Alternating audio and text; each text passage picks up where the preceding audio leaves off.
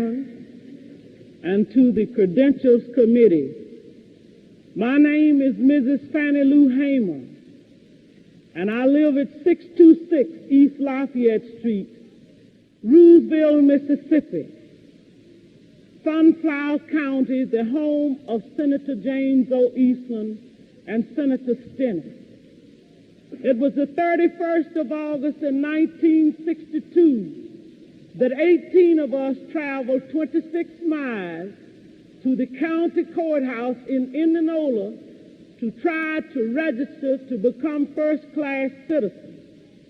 We was met in Indianola by policemen, highway patrolmen, and they only allowed 2 of us in to take the literacy test at the time.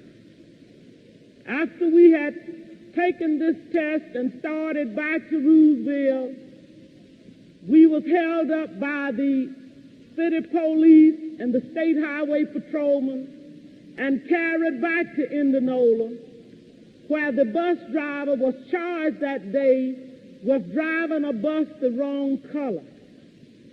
After we paid the fine among us, we continued on to Rooseville, and Reverend Jeff Sonny carried me 4 miles in the rural area where I had worked as a timekeeper and sharecropper for 18 years.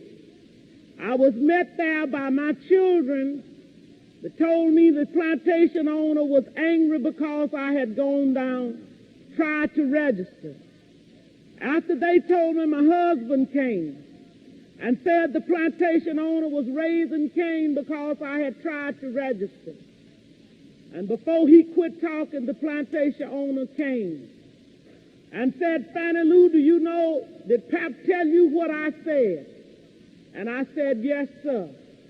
He said, well, I mean that if you don't go down and withdraw your registration, you will have to leave. Said then if you go down and withdraw, that you still might have to go because we are not ready for that in Mississippi.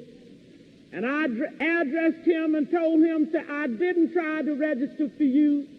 I tried to register for myself. I had to leave that same night.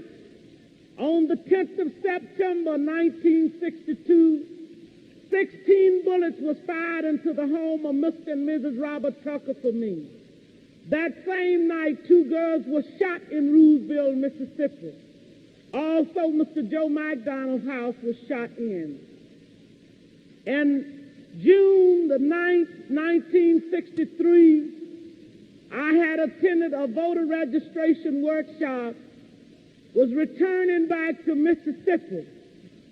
10 of us was traveling by the Continental Trailway bus.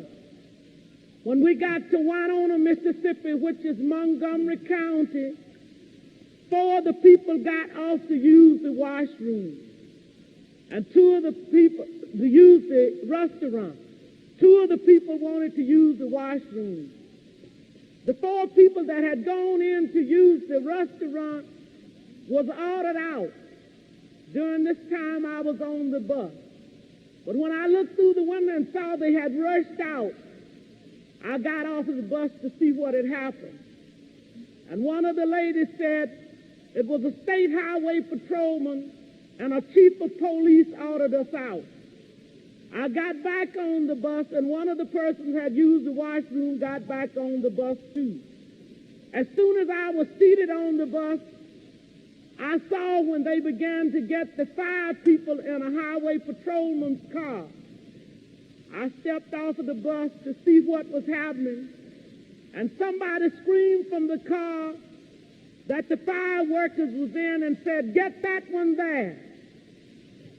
And when I went to get in the car, when the man told me I was under arrest, he kicked me.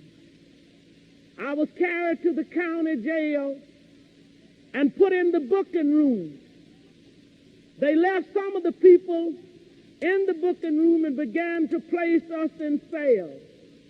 I was placed in a cell with a young woman called Miss Vesta Simpson. After I was placed in the cell, I began to hear sounds of licks and screams. I could hear the sounds of licks, and horrible screams. And I could hear somebody say, "Can you say yes, sir, nigger? Can you say yes, sir?" And they would say other horrible names. She would say, "Yes, I can say yes, sir." I said, "Well, say it." She said, "I don't know you well enough." They beat her I don't know how long. And after a while, she began to pray and ask God to have mercy on those people. And it wasn't too long before 3 white men came to my cell. One of these men was a state highway patrolman. And he asked me where I was from. And I told him Roosevelt. He said, "We are going to check this." And they left my cell, and it wasn't too long before they came back. He said, "You are from Roosevelt, all right," and he used a curse word. And he said, "We're going to make you wish you was dead." I was carried out of that cell into another cell where they had 2 Negro prisoners. The state highway patrolman ordered the first Negro to take the blackjack. The first Negro prisoner ordered me, by orders from the state highway patrolman, for me to lay down on a bunk bed on my face. And I laid on my face. The first Negro began to beat. And I was beat by the first Negro until he was exhausted.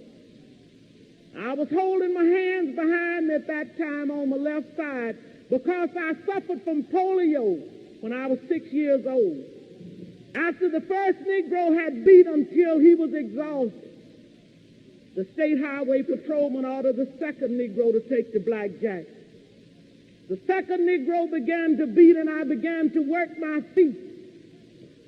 And the state highway patrolman ordered the first Negro had beat to sit on my feet, to keep me from working my feet.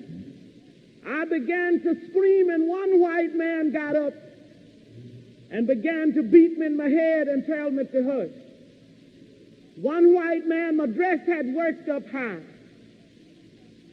He walked over and pulled my dress. I pulled my dress down, and he pulled my dress back up. I was in jail when Medgar Evers was murdered.